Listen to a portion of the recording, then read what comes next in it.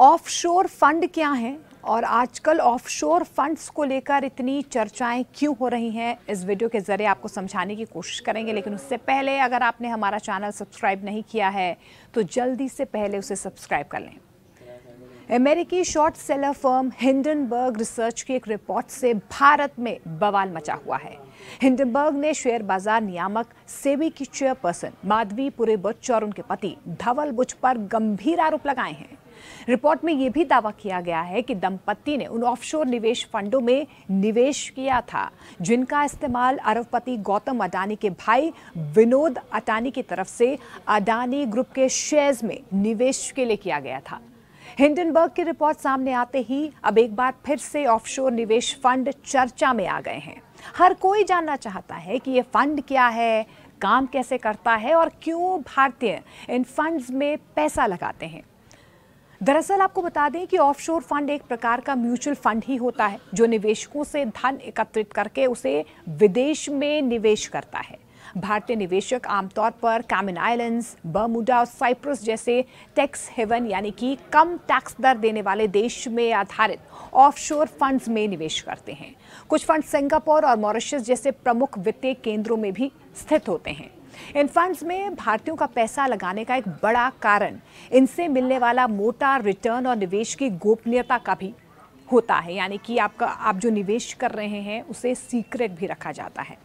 भारतीय निवेशक इन फंड्स में इसीलिए निवेश करते हैं क्योंकि ये पारंपरिक निवेश विकल्पों जैसे बैंक, एफडी और भारतीय म्यूचुअल फंड आदि की तुलना में बेहतर रिटर्न तो देते ही हैं, साथ ही ये कई एसेट क्लास और भौगोलिक क्षेत्रों में विविधीकरण की सुविधा भी प्रदान करते हैं। एक्सपर्ट फंड हाउस और वेल्थ मैनेजर्स धनी भारतीयों को ऐसे फंड्स में निवेश करने में मदद भी करते हैं।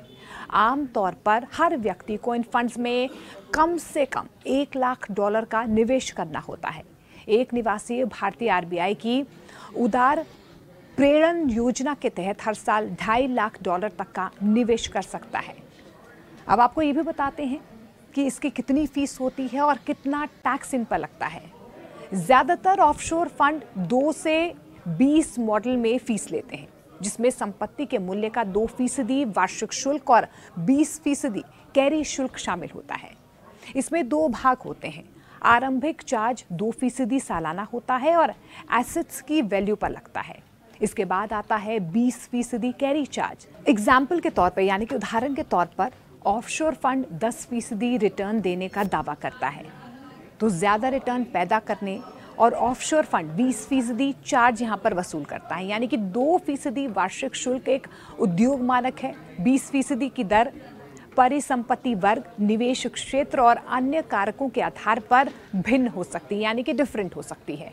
और फंड के निर्णयों पर निवेशकों का प्रभाव पूल फंड्स में होता है, जहां पर बड़ी संख्या में निवेशक होते हैं। निवेशकों का फंड के फैसलों पर प्रभाव सीमित ही होता है। हालांकि यदि फंड एक निवेश होल्डिंग कंपनी है और उसमें केवल एक निवेशक होता है तो उस निवेशक का प्रभाव अधिक हो सकता है। तो आपको हमने समझाने की कोशिश की है क्योंकि इस वक्त ऑफशोर फंडिंग को लेकर लगातार जो है हिंडनबर्ग की रिपोर्ट के बाद चर्चाएं तेज हो रही हैं। आपको हमने समझाने की कोशिश की कि आखिर ऑफशोर फंड्स क्या होते हैं और किस तरीके से इनका इस्तेमाल होता है।